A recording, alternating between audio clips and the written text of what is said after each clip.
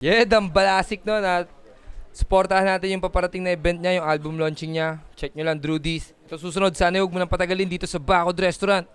Salangan mo na ng Prophecy. Yun!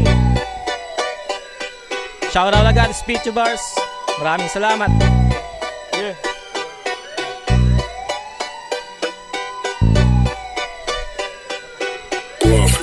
Yeah. Sabi nga nila, ang dami nagsulputan dyan sa gilid. May umusbong at nalanta yung iba na iba ang hilig. Mabilangin ang mga panalo na nakuha mo. Bilangin mo mga pagkakamali na natutunan mo. Kasi kahit gano kapakagaling laging may mas magaling sa'yo. Di po pwede na ikaw na lang lagi yung nakatayo. Minsan nayuyuko ka rin, pasensya mo kasaga rin. Kailangan lang talaga na lahat ng yan ay iyong harapin. Kaya relax ka lang, chill ka lang, wag kang masyadong mabuwang. Iwasan mo lang ang magyabang, unti-unti kang humakbang hanggang makuha ang kulang at tuluyan ka ng lumutang hanggang makita ang napagtagumpayan. Kung gusto mo ng bago, sige halika dito. Ibabalik ko lang sa'yo paano ginagawa mo. Lakas mo ng manggulang, yung isip mo ay kulang. Para kang lutang na inuuna, lagi yabang tsaka swapang.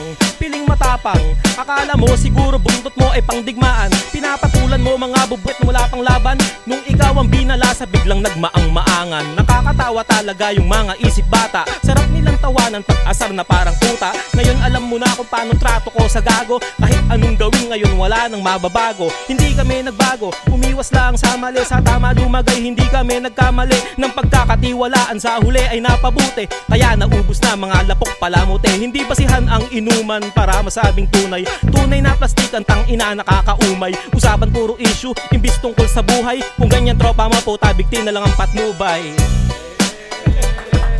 Maraming salamat, tol.